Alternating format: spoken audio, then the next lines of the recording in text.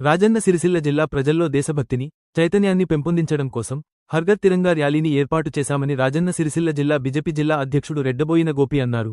సిరిసిల్ల పట్టణంలోని నేతన్న చౌక్ నుండి గాంధీ చౌక్ వరకు బిజెపి కార్యకర్తలు మరియు నాయకులు జాతీయ జెండాని చేతిలో పట్టుకుని భారత్ మాతాకీ జై అంటూ హర్ఘర్ తిరంగా ర్యాలీ నిర్వహించారు.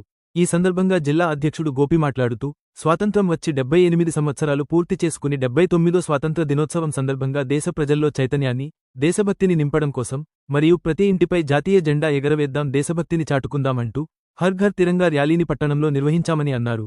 ప్రపంచ దేశాలు నివ్వరపోయే విధంగా ఆపరేషన్ సింధూర్ చేపట్టామని, శత్రుదేశాల నుండి భారతదేశాన్ని రక్షించడంలో ముందున్నామని అన్నారు. అదేవిధంగా ప్రపంచంలో ఆర్థికపరంగా 4వ స్థానం నుండి 3వ స్థానంలోకి వస్తున్నట్టు ప్రధాని నరేంద్ర మోడీ అనౌన్స్ చేయడం మరియు భారతదేశం యొక్క శత్రుదేశాల నుండి మన దేశాన్ని కాపాడడం కోసం సాంకేతికతను, ఆర్థికతను పెంపొందించుకోవడం కోసం అన్ని వర్గాల ప్రజలతో భారతదేశాన్ని ప్రపంచంలో ముందు ఉంచే విధంగా బిజెపి ప్రభుత్వం ముందుకు పోతుందని అన్నారు.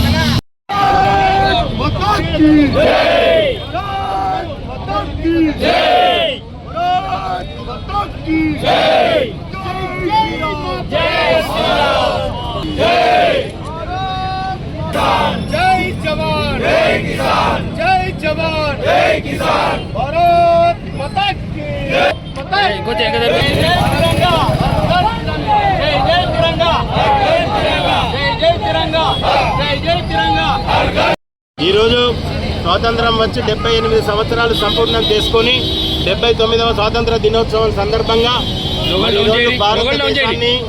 భారతదేశాన్ని సమగ్రతను, సంఘటితాన్ని, అదేవిధంగా భారతదేశాన్ని కాపాడుకోవడం కోసం దేశ ప్రజలందరిలో దేశభక్తిని పెంపొందించుకోవడం కోసం ఈ తిరంగా ర్యాలీని చేపట్టడం జరిగింది.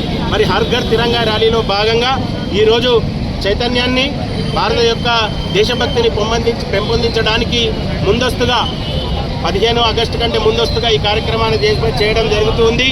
మరి ఈరోజు ప్రపంచ దేశాలు నివ్వెరపోయే విధంగా ఏదైతే మొన్న సింధూర్ను ముందుకు తీసుకున్నదో భారతదేశం, అందులో భాగంగా ప్రపంచ దేశాలు నివ్వెరపోయే విధంగా మన శత్రు దేశమైన పాకిస్తాన్ యొక్క ఎయిర్ ప్లాట్ఫామ్లన్నీ దెబ్బతినే విధంగా భారతదేశ రక్షణలో, భారతదేశాన్ని రక్షించుకున్నట్లో ఈరోజు భారతదేశం ముందంజలో ఉంది.